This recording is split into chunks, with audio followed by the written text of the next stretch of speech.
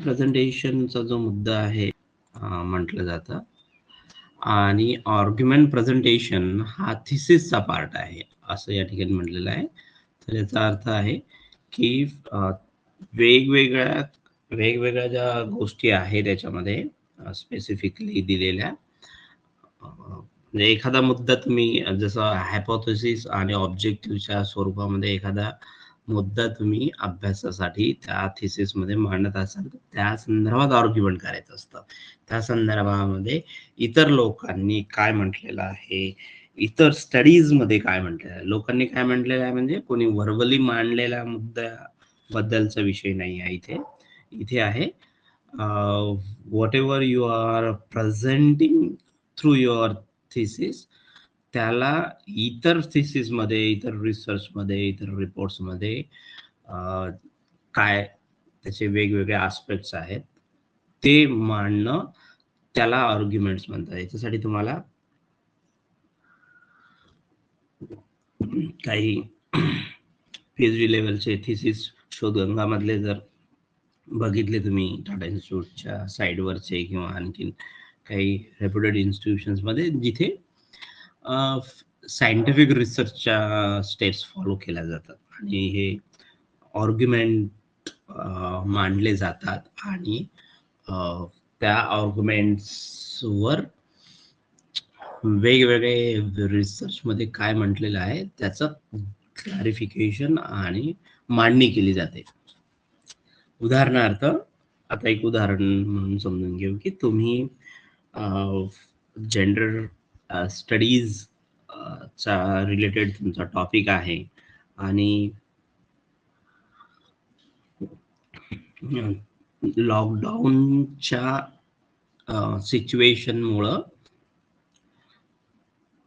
Women व्हायलन्सचं प्रमाण जे आहे ते खूप जास्त वाढलं आणि त्याला स्पेसिफिकली मेन डॉमिनेटेड कल्चर हे रिस्पॉन्सिबल आहे. आता तुमचं स्टेटमेंट आहे. सो दोन दोन गोष्टी याच्यामध्ये मांडलेल्या आहे. एक तर लॉकडाऊनचा इम्पॅक्ट, लॉकडाऊन सिच्युएशन आणि तिचा इम्पॅक्ट.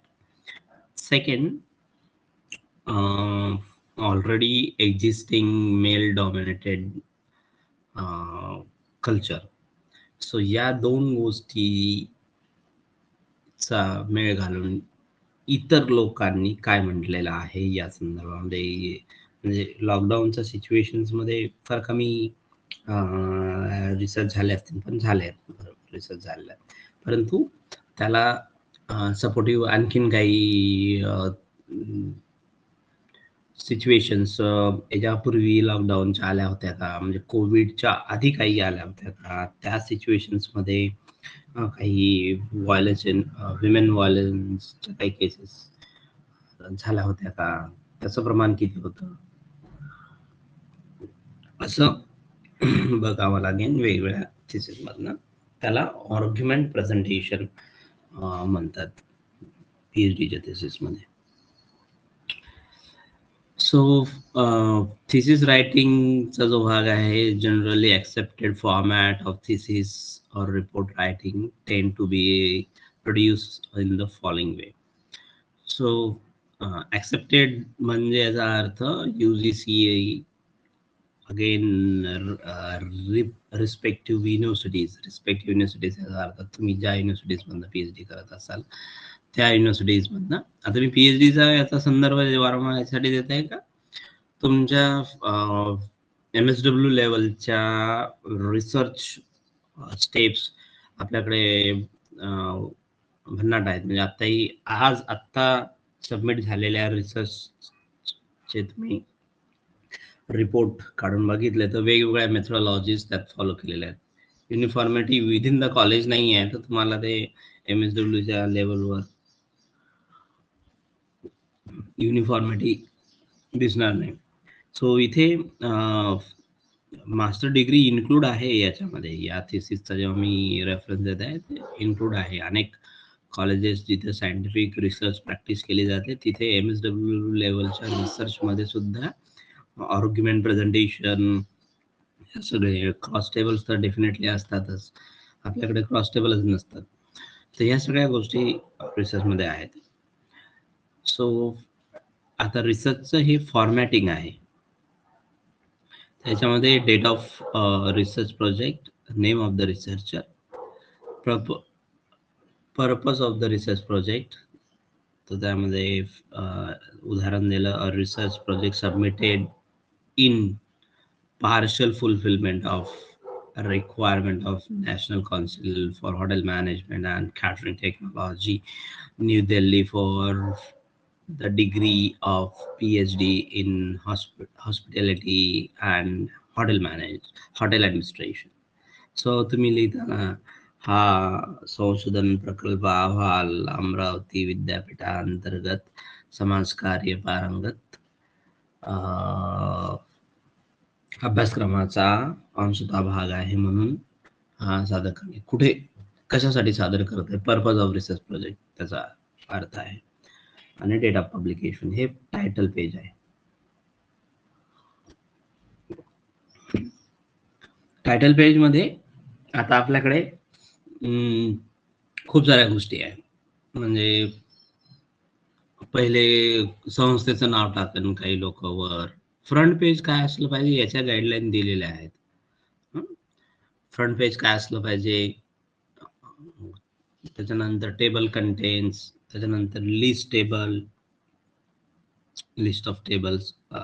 टेबल ऑफ कंटेंट आणि लिस्ट ऑफ टेबल याच्यामध्ये फरक आहे. रिपोर्ट मध्ये काय काय आहे याचा संदर्भ जो आहे, चॅप्टर्स आणि सब हेडिंग्स हे जे आहे ते, याला अनुक्रमिका म्हटलेलं आहे आणि याला टेबलची लिस्ट म्हटलेलं आहे. म्हणजे कुठल्या कुठल्या टेबल्स आणि कुठल्या कुठल्या पेजवर आहेत ते. लिस्ट ऑफ फिगर्स, म्हणजे काही ग्राफ्स असतील तुमच्या याच्यामध्ये, पाय चार्ट, ग्राफ्स, त्याचा एक्नॉलेजमेंट, त्याच्यानंतर इंट्रोडक्शन,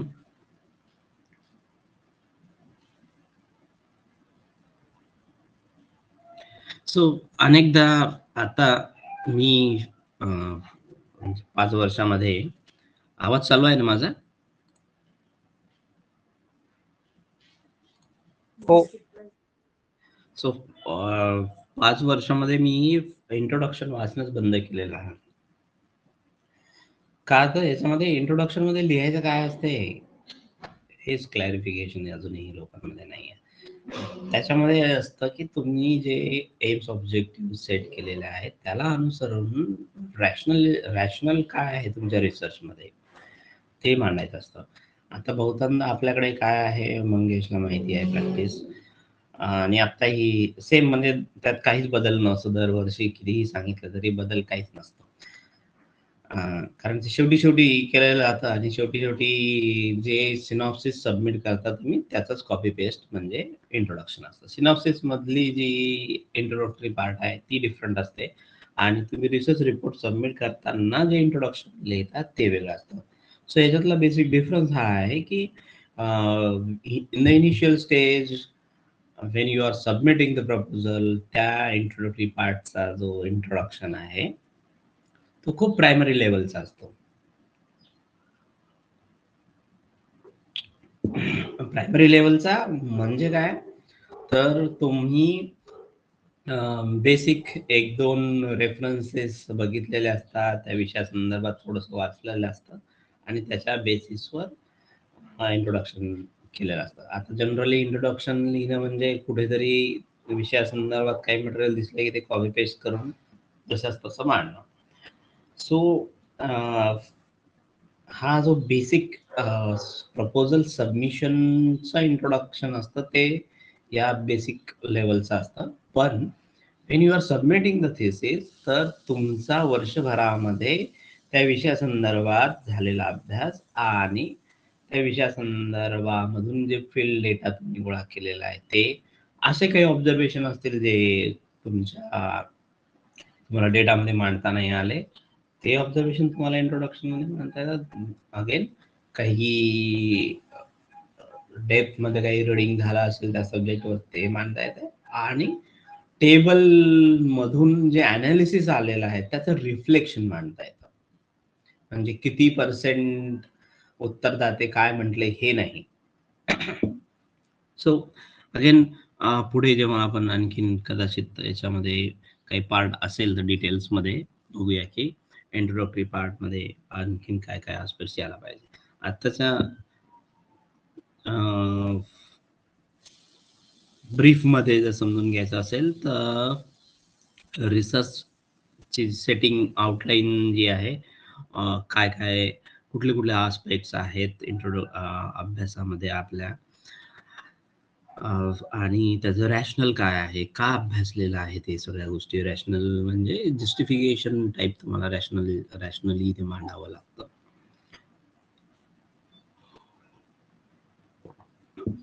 आता थेरॉटिकल फ्रेमवर्क आणि रिव्ह्यू ऑफ लिटरेचर या दोन वेगवेगळ्या गोष्टी आहेत. सो थेरॉटिकल फ्रेमवर्क हे खूप अब्सेंट आहे पोस्ट ग्रॅज्युएशन रिसर्च मधनं, ते असायला पाहिजे. लिटरेचर रिव्ह्यू मांडलं जातं पण तेही एक दोन पेपर आर्टिकलचा रेफरन्स देऊन रिव्ह्यू ऑफ लिटरेचर मांडलं जातं. म्हणजे आपल्याकडे काही चालू आहे रिसर्चच्या नावाने. सो थेरॉटिकल फ्रेमवर्क काय आहे? The section is included all your research background which may obtain from literature review. You must indicate uh, where all the information has come. So remember to keep a complete record of everything you read. Again लक्षात घ्या, हे initial जेव्हा research start होतं तेव्हापासून सांगितलं जातं की जे काही आपण वाचतो त्याचा रेकॉर्ड ठेवणं. एव्हरीथिंग यू रीड त्याचा रेकॉर्ड ठेवावं लागतं. If you do not this, if you do not do this, you could not assured of plagiarism, which is a form of intellectual theft. When you are when you are referring to all particular books or journal articles, use the Harvard system. So प्लेगॅरिझम जो प्रकार आहे तो एक प्रकारचं software आहे ज्याच्यामध्ये तुम्ही कुठलाही कंटेंट जर टाकला तर तुम्हाला तो कुठून घेतला तुम्ही त्याचा संदर्भासहित ते दाखवेल. तुम्हाला बघता येईल का? एक मिनिट द्या मला.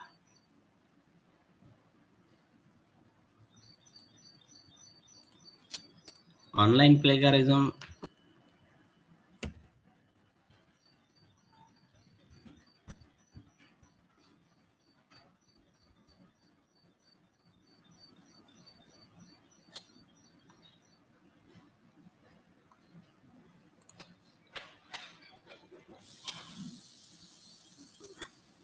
सो तुम्हाला ही स्क्रीन दिसत आहे सगळ्यांना?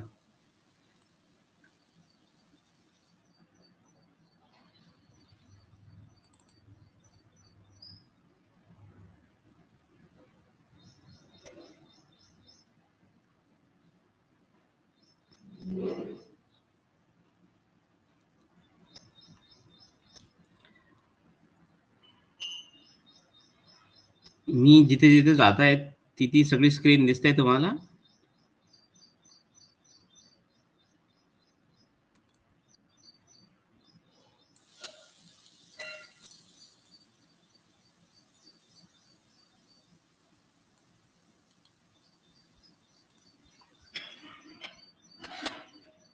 हॅलो,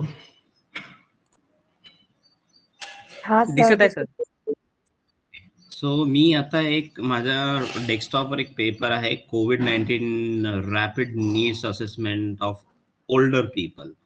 सो त्यातला मी हा डेटा कॉपी केला, हा पॅरा कॉपी केला, ही फाईल मी क्लोज केली आणि मी आलोय वापस प्लेगॅरिझमच्या याच्यावर. सो प्लेगॅरिझमच्या याच्यावर मी तो पेस्ट केला आणि त्याला चेक प्लेगॅरिझम असं म्हटलेलं आहे. याचं सॉफ्टवेअर आहे, हे ऑनलाईन आहे. सॉफ्टवेअर मध्ये तर तुम्हाला सगळ्याच गोष्टी दाखवतात. सो हे दिसलं तुम्हाला खाली अजून येत आहे.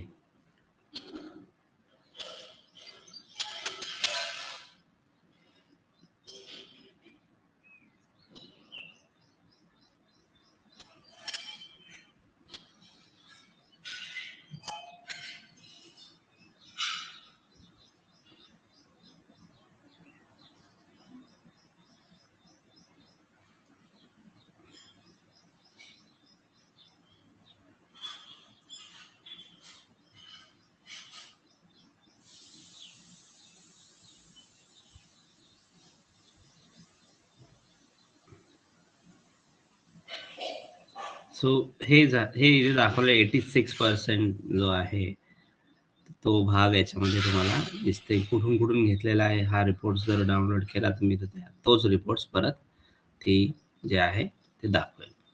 सो हे हे पेड व्हर्जन नसल्यामुळे तुम्हाला आणखीन याच्यामध्ये खूप सारे प्रॉब्लेम्स आहेत. म्हणजे यांनी ती फाईल एक्झॅक्टली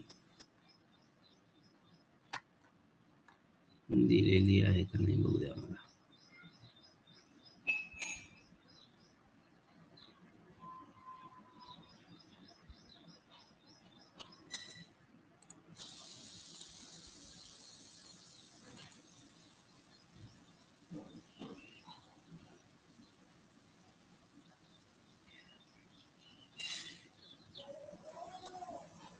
सो तुम्ही ऑनलाईन चेक करू शकता. त्याच्यामुळं रिपोर्ट मध्ये तीच फाईल आहे का पाहतोय मी. सो यांनी डायरेक्टली रिपोर्ट दिलेला आहे आणि सॉफ्टवेअर म्हणून डाउनलोड केलं तुम्ही तर ते software exactly the file location file तीच फाईल नेटवर कुठं अवेलेबल आहे ती फाईलची लिंक सहित ते देतं. इथं थोडस याला पेड व्हर्जन आहे हे पेड व्हर्जन. आता आता हे तुम्हाला याच्यासाठी सांगत आहे डिटेलमध्ये कारण हे UGCचं एक पत्र आहे. त्या UGCच्या पत्रामध्ये पोस्ट ग्रॅज्युएशन लेवलच्या रिसर्च मध्ये सुद्धा प्लेगॅरिझम चेक केला पाहिजे अशा गाईडलाईन्स आहेत UGCच्या. अलग लक्षात. सो प्लेगॅरिझम हा पोस्ट ग्रॅज्युएशनच्या रिसर्चला लागू नाही आणि PhDच्या रिसर्चला लागू आहे असं नाहीये. सो याच्यामधून जे हा जो भाग दिलेला आहे इथे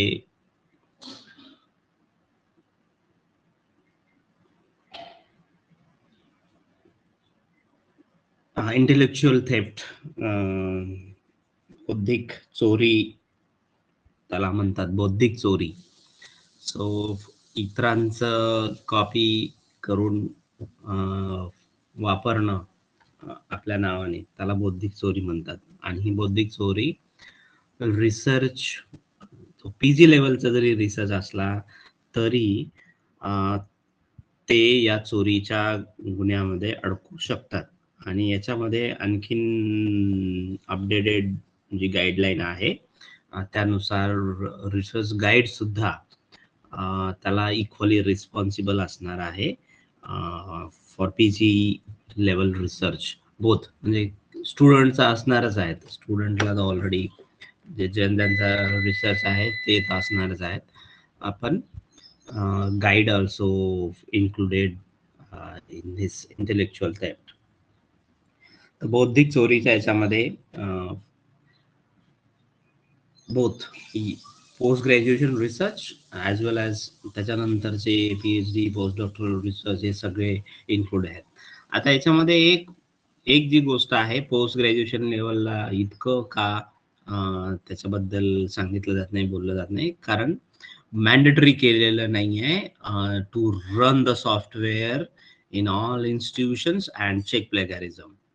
म्हणजे प्रत्येक इन्स्टिट्यूशनमध्ये प्लेगॅरिझमचं सॉफ्टवेअर घेणं आणि त्याच्यामध्ये तुमच्या रिसर्चची CD जर इन्सर्ट केली आणि त्याला रीड म्हटलं की ते सगळं दाखवतं कुठून कुठून कुठलं वाक्य कुठल्या पेजेस मधलं आहे ते सगळं दाखवतं. तुम्हाला माहित आहे गुगलवर तुम्ही गेलात की काही टाईप केलं तर सगळं मिळतं आजकाल. तर ते तसंच ते सगळं रेफरन्सेस सहित दाखवतं विथ जे PDF फाईल असेल, वर्ड फाईल असेल, जिथनं ज्या ह्याच्यामध्ये ते सेंटेन्स असेल ते सगळं दाखवतं.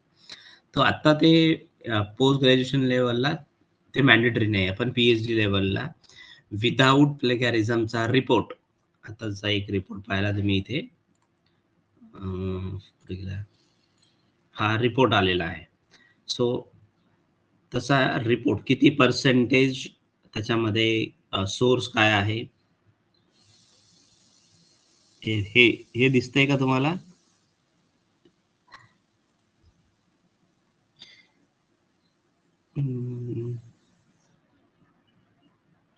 ओके. सो ही जी लिंक आहे, आता मी या फाईलची लिंक मी बंद केली होती. आता या लिंक मधनं ती फाईल ओपन होते का? झाला पेपर तो ओपन. सेम पेपर मी जो जिथून डाउनलोड केला होता ते तो पेपर इथे ओपन झालेला आहे. सो या पद्धतीचा रेफरन्सेस सुद्धा कुठून घेतलेला आहे तो, त्याची लिंक सुद्धा इथे, हा प्लेगरिझमचा रिपोर्ट आहे आणि याच्यामध्ये हे रेफरन्सेस दिलेले आहेत. तो पेपर कुठल्या कुठल्या याच्यावर अवेलेबल आहे. सो या पद्धतीचे आता हे ऑनलाईन आणि फ्री मध्ये दाखवलं तुम्हाला, पण जे सॉफ्टवेअर तुम्ही विकत घ्याल कॉलेजेस आणि युनिव्हर्सिटीला तर कंपल्सरी केलेलं आहे. सगळ्या युनिव्हर्सिटीज मध्ये प्लेगॅरिझम कंपल्सरी आहे for PhD level thesis. Without plagiarism report तुमचा थिसिस ऍक्सेप्ट केला जात नाही. आता याच्यामध्ये काही पर्सेंटेज वगैरे आहे टू ऍक्सेप्ट, म्हणजे इंट्रोडक्शन मध्ये किती पर्सेंट तुम्ही एखाद्याचा संदर्भ जशाच तसा मांडला तर चालू शकतं, त्याचे संदर्भ दिलेले आहेत.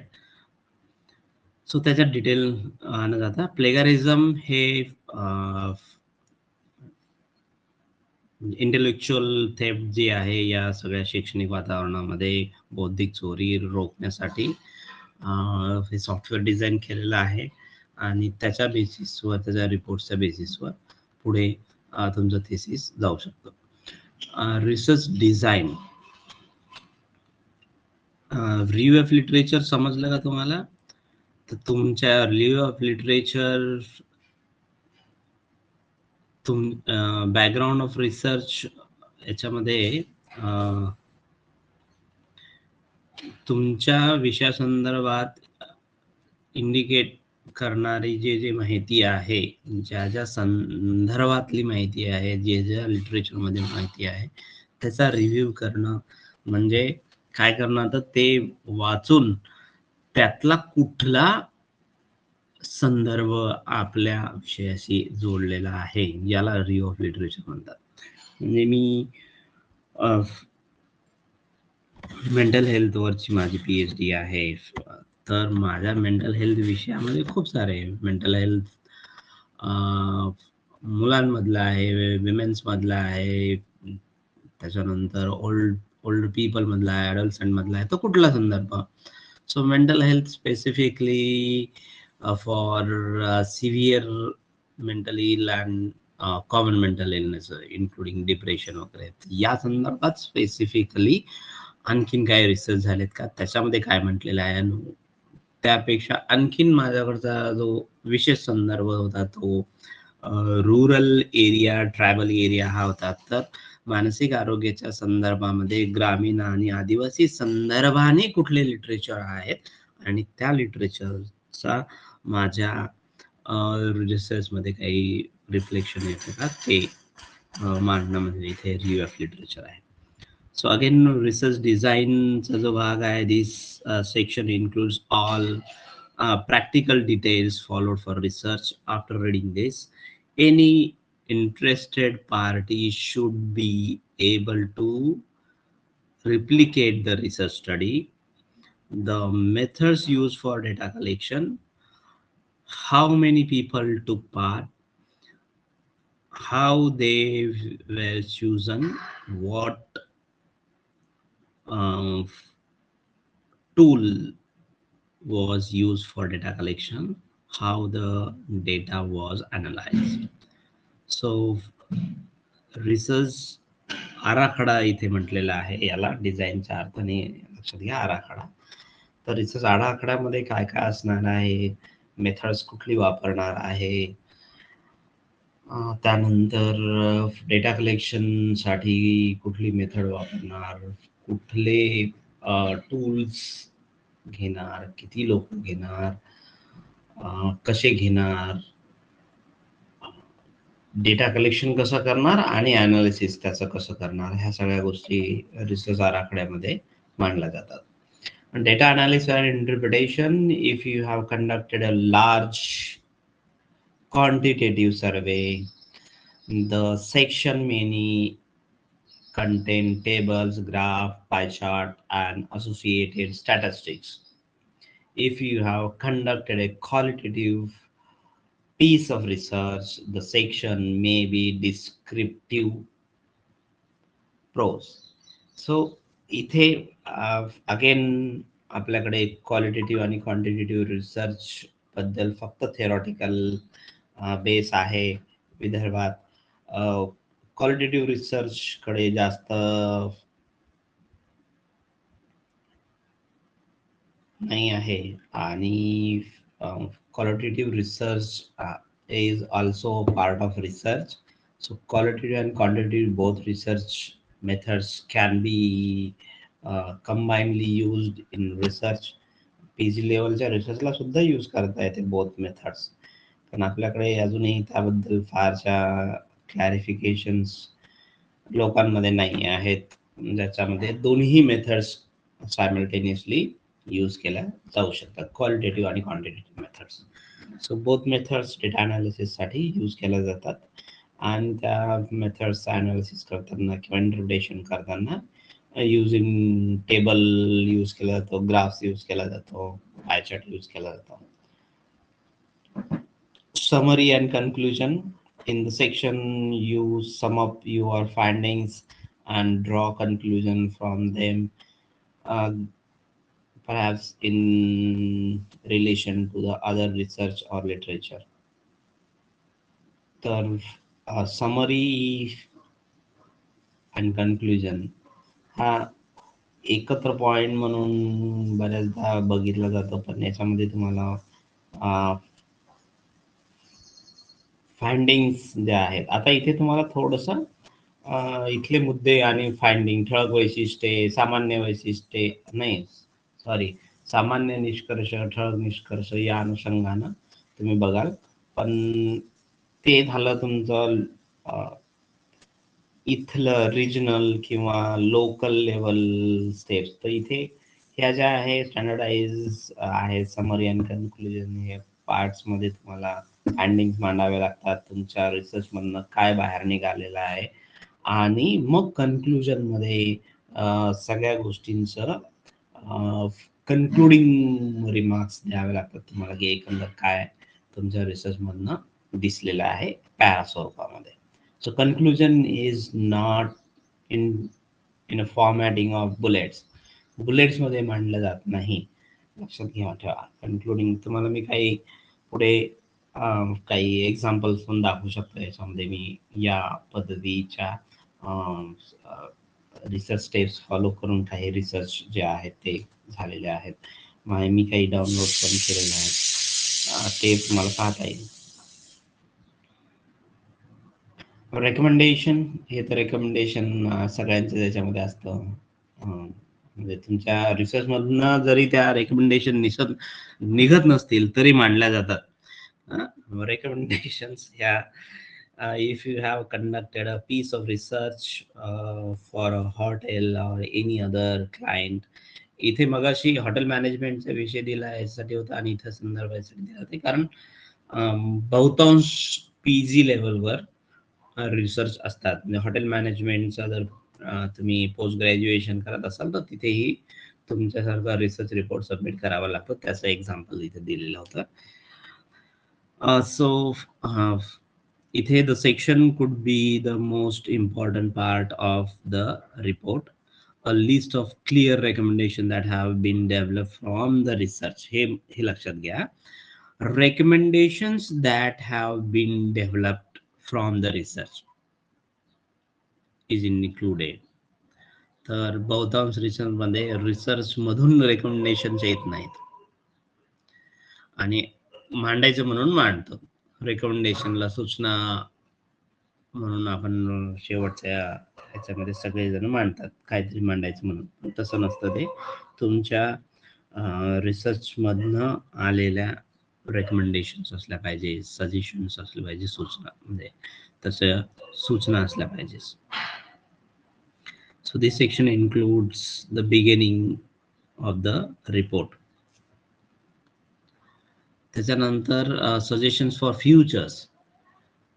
Suggestion for futures, it is useful for both academic report and work related reports. Academic report मध्ये सुद्धा तुम्हाला suggestion for futures मांडता येतात आणि कामाचा संदर्भ कोणाला काही विचारायचं आहे? फ्युचर आहे की फर्दर आहे? एक मिनिट, फर्दर आहे, sorry. Suggestion for further research म्हणजे दुसऱ्या अंगाने दुसऱ्या रिसर्च साठी काय सजेस्ट करता येतं, त्या अनुषंगानं फर्दर रिसर्च म्हणजे पुढे काय, कुठल्या एखादा समजा आता आपण एक आपल्या रिसर्च मध्ये एक कंटेंट असतो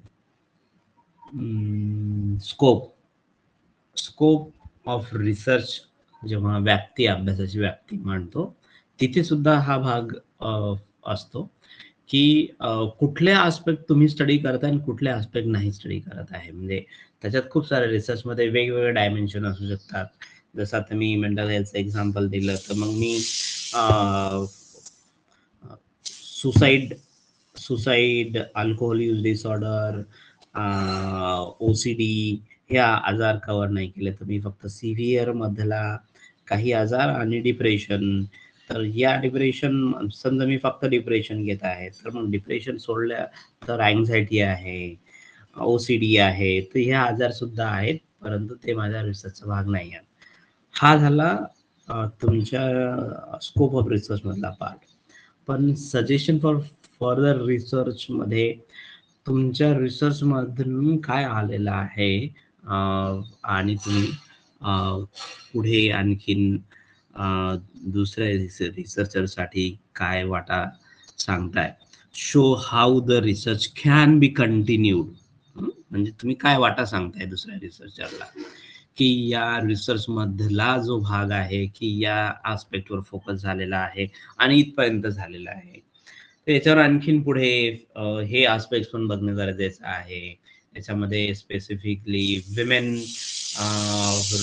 आता जो संदर्भ घेतला होता मी डिप्रेशनचा उदाहरण देऊन घेतलं होतं की डिप्रेशन मधल्या महिलांचा अभ्यास केलेला आहे, तर त्याच्यामध्ये सजेशन फॉर फर्दर रिसर्च काय असू शकतं. तर further research depression among the tribal women, depression among the rural women, depression among the girls who are taking higher education, असे वेगवेगळे त्याच्यातले आस्पेक्ट असू शकतात ज्याच्यावर आणखीन पुढे फर्दर रिसर्च म्हणजे दुसऱ्या आणखीन रिसर्च करण्याची आवश्यकता आहे. कंटिन्यू लोक करू शकतात, याचा आधार, या रिसर्चचा आधार घेऊन पुढे वेगवेगळे आस्पेक्ट त्याच्यामध्ये बघू शकतात. So perhaps some results are inclusive, म्हणजे मी आता सांगितलं की त्याचा आधार घेऊन काही रिझल्ट हे बघून, म्हणजे तुमच्या केलेल्या रिसर्चचा आधार घेऊन आणखीन काही कोणाला नवीन टॉपिक सुचू शकतो की याला पुढे आणखीन करता येऊ शकतं का. सो माझ्याकडे 2 वर्ष आधी एक रिसर्च झाला, तो स्पेसिफिकली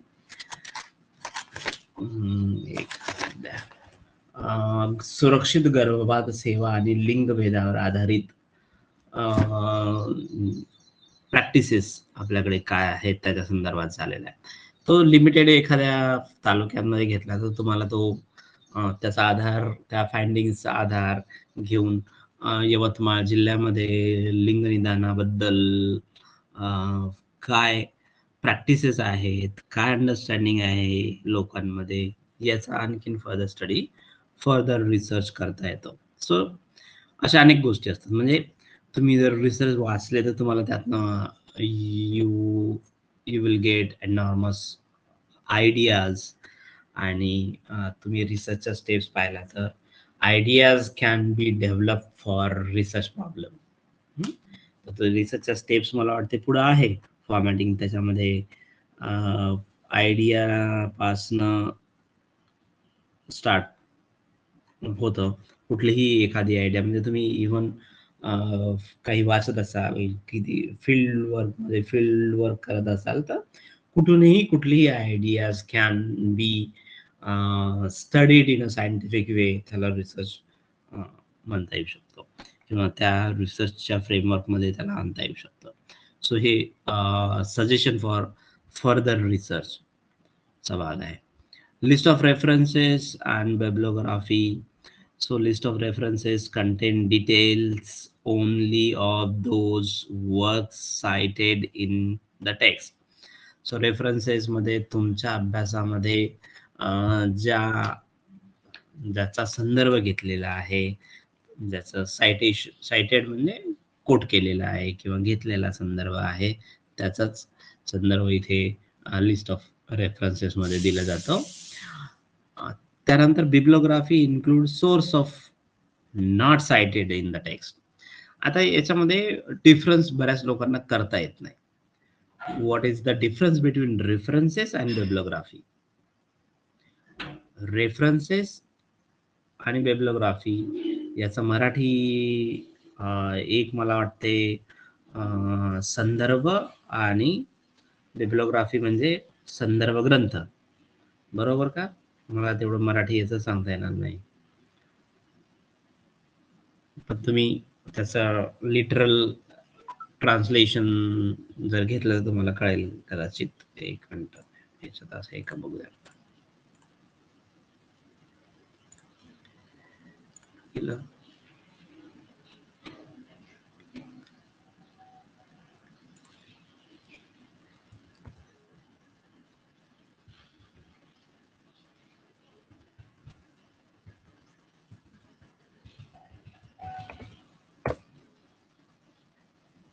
ओके, संदर्भ ग्रंथ बरोबरच सांगितलं तुम्हाला.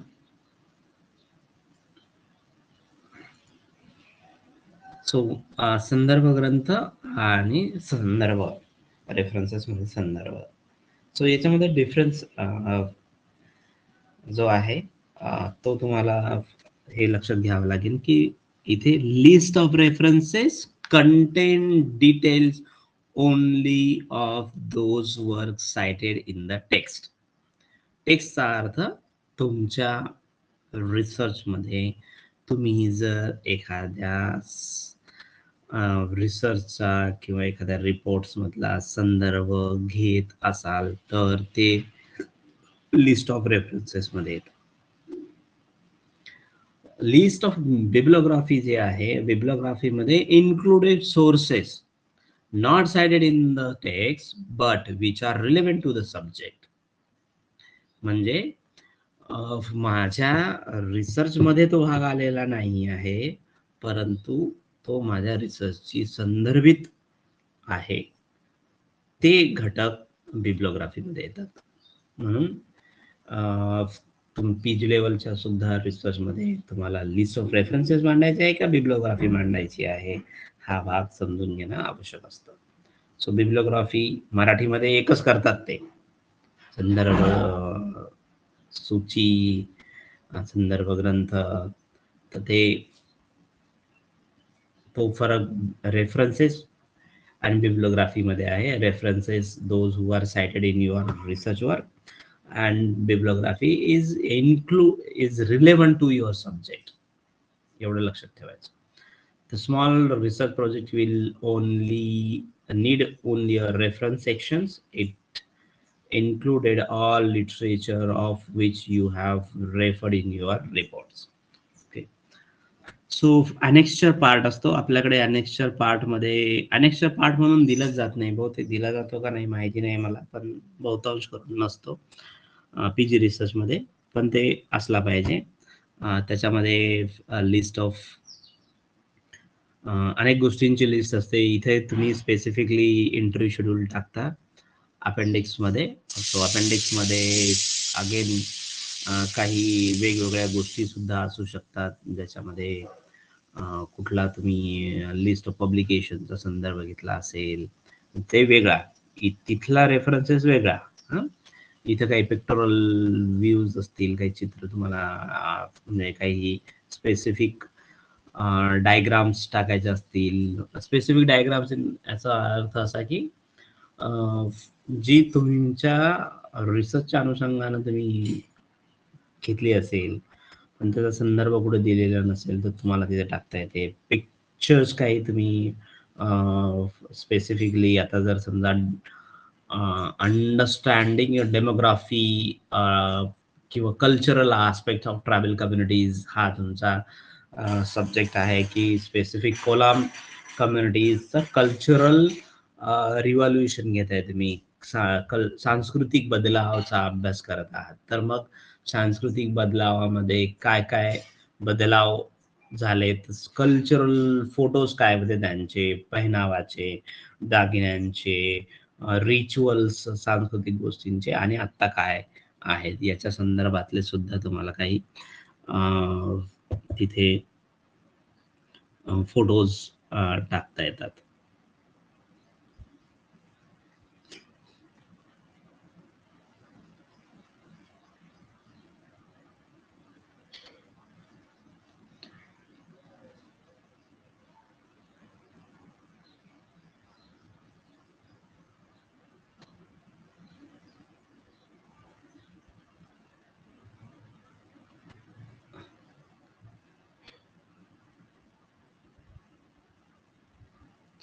सो सायटेशनचा भाग आहे. Text citations are similar to reference, but the citation आणि रेफरन्सेस मध्ये थोडाफार फरक आहे. आता याच्यामध्ये काय फरक आहे? Occurs in body of the text with direct quotes and direct कोट्सचा अर्थ इथे तुम्हाला असं लक्षात घ्यायला लागेल, की मी तुम्हाला त्याचे एक्झाम्पल्स काही पुढे दाखवेन. रिसर्च पेपरमध्ये सायटेशनचा भाग कसा असतो. Perhaps to identify the author's publication for the material you have used. So citation to show with reference support a particular statement. इथं एखादं स्पेसिफिक स्टेटमेंट असतं, ते ॲज इट इज घेतलेलं असतं आणि त्याचं सायटेशन त्याच पेजच्या खाली. समजा आता तुम्हाला मी एखादा रिसर्च पेपर ऍक्च्युअली माझ्याकडे आहे, पण परत आणखीन वेळ जाईल.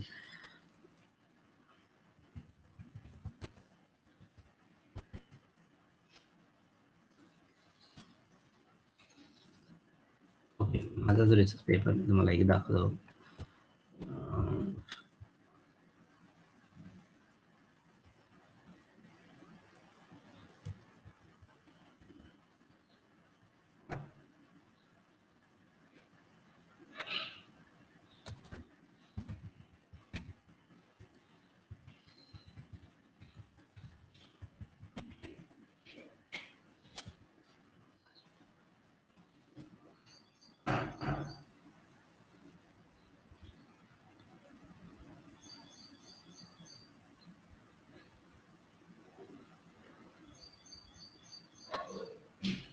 हे सगळे लिंक्स आहेत माझ्या पेपर्सच्या, तुम्हाला दिसत असेल तर.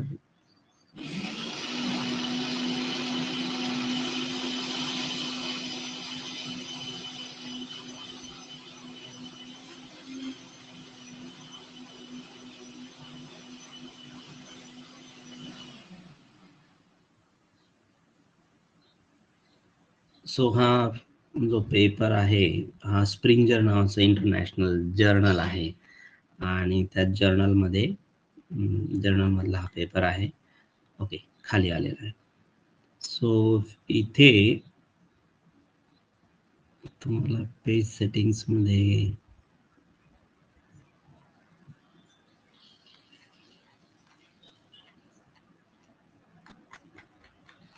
डाउनलोड केल्याशिवाय सायटेशन्स कदाचित करणार नाही.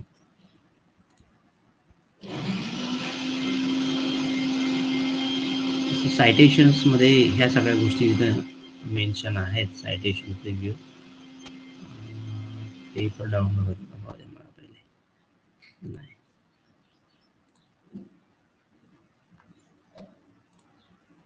ओके, इथं आहे. हे तुम्हाला पण डाउनलोड करता येईल. याच्यात ओपन ॲक्सेस आहे याचा.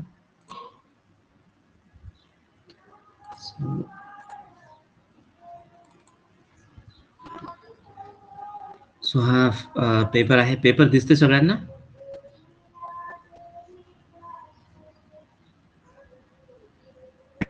हो. तर याच्यामध्ये सायटेशनचा जो भाग आहे प्रत्येक ठिकाणी त्याचा संदर्भ इथे दिलेला आहे. सायटेशनच्या मेथड्स वेगवेगळ्या आहेत. बऱ्याच ठिकाणी हे जे दिलेलं आहे हा जो भाग आहे सायटेशनचा भाग आहे, तुम्हाला इथे क्लिक केलं की डायरेक्टली संदर्भ जो आहे तो कुठला आहे हा प्रकार पण दिलेला आहे. 14 आणि 15 तर या रिपोर्ट्स मधला तो पार्ट होता तिथे. तिथे तुम्हाला सायटेशनचे वेगवेगळे आस्पेक्ट्स दिलेले आहेत. इथे नंबर दिलेला आहे. तुम्ही डायरेक्टली त्या याच्यावर याच्याशी जाऊ शकता. सो सायटेशन्स हा एक प्रकार आहे आणि दुसरा या लाईनच्या खाली इथे सुद्धा दिलेला जातो. इथे पण दिलेला जातो. या पेपर्स मध्ये कुठे कुठे कुठले कुठले आता जसं आता इथे महाराष्ट्राच्या ग्रामीण भागाचा संदर्भ देऊन पर कॅपिटा इन्कमचा संदर्भ मांडलेला आहे. सो पर कॅपिटा इन्कमचा संदर्भ हा तुम्हाला तुम्ही 23चा रेफरन्स जर बघितला तर त्याच्यामधनं त्याच्यात काय आहे तर ह्युमन डेव्हलपमेंट सर्वे जो आहे तर त्याच्यामध्ये त्याचा संदर्भ दिलेला आहे. या पद्धतीनं इंटरनॅशनल लेवलच्या रिसर्च मध्ये हा ऍक्च्युली जो आम्ही काम केलं त्याच्यावरचाच पेपर बनवलेला आहे आणि तिथला संदर्भ मांडायचा असेल तर या पद्धतीनं सगळे सायटेशन्स वगैरे चेक केले जातात. डायरेक्ट कोड्स वगैरे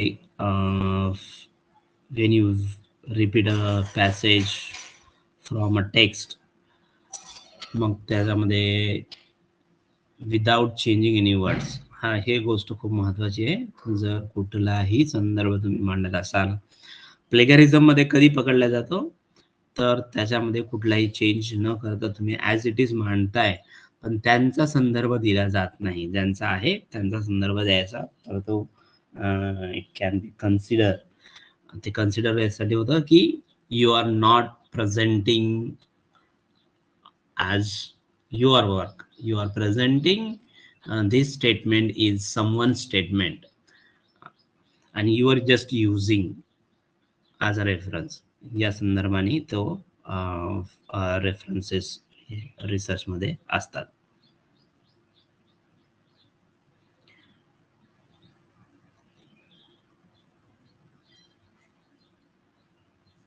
सो रेफरन्स असाइनमेंट्स मध्ये पण रेफरन्सेस लिहिले पाहिजेत आणि रिसर्च मध्ये पण रेफरन्सेस लिहिले पाहिजेत.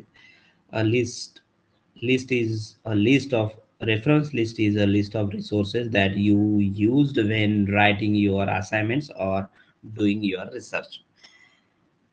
These resources maybe include books, include electronic books, journals, online and paper based online sources including websites, blogs and forums, speeches, reference papers, proceedingsचा अर्थ एखादी कॉन्फरन्स असेल त्या कॉन्फरन्स मध्ये थीम्स नुसार जे काही पेपर्स आले ते त्या कॉन्फरन्सचे रिपोर्ट म्हणून पब्लिश होतो, त्याला प्रोसिडिंग म्हणतात. And thesis other source of information such as film, television, videos, etc. So हे सगळे रेफरन्सिंग मध्ये येतात. सो सायटेशन आणि याच्यामधलं कंपॅरिझन आहे. ऑलरेडी 3:30 झालेलं आहे, 8:30 झालेलं आहे. आपण थांबूया इथे. पुढे हे उद्याला. यातला डिफरन्स काय आहे, यूज काय आहेत, कुठे यूज केल्या जातात, हे टाईप ऑफ सायटेशन किंवा रेफरन्स आहे. हे बहुतांश करून रेफरन्स देणं म्हणजे सहज उचलून काही लिहिणं असं नसतं. तर रिसर्चमध्ये कुठलीही गोष्ट जरा तुम्ही it should have a scientific reason आणि सायंटिफिक रेफरन्स, म्हणजे संदर्भ असणं, शास्त्रीय संदर्भ असणं, शास्त्रीय आधार असणं खूप आवश्यक असतं रिसर्चमध्ये. जरी तुम्ही रेफरन्स लिहित असाल तर त्या रेफरन्स लिहिण्याची स्टाईल असते, त्याच पद्धतीनं लिहिलं जातं, ते एक्सेप्टेड आहे. तुम्ही रिसर्च पेपर्स म्हणजे पीजी लेवलला अजूनही माझ्या अनुभवात नाही आहे 5-5.5 वर्षामध्ये की पीजी लेवलमध्ये एखाद्या स्टुडंट्सनी 2-3 पेपर लिहिले, रिसर्च पेपर लिहिले. तर रिसर्च पेपरचा गंधही येत नाही 2 वर्षामध्ये.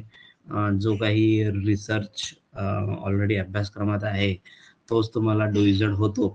तर रिसर्च पेपर 2 वर्षात 2-3 रिसर्च पेपर लिहिणं हे थोडंसं इथल्या वातावरणात काल्पनिक गोष्ट आहे, असं या तरी क्षणाला 5.5 वर्षानंतर म्हणता येऊ शकतं. सो कुणाला काही प्रश्न असेल तर घेऊ आणि नाही तर थांबू आपण इथे.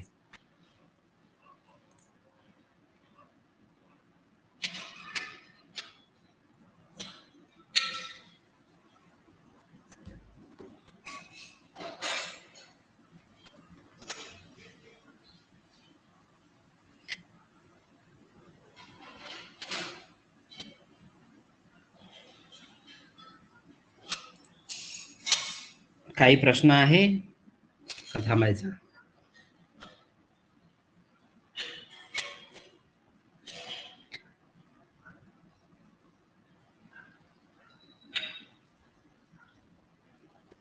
नाही.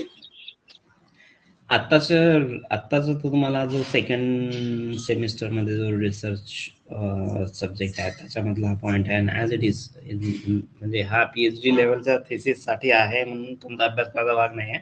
ॲज इट इज तुम्ही हा संदर्भ, थेसिस रायटिंग स्टाईल, त्यात काय काय असलं पाहिजे, हे सगळं included in your present course, present paper research and statistic जो आत्ता पेपर आहे त्याच्यामध्ये आहे.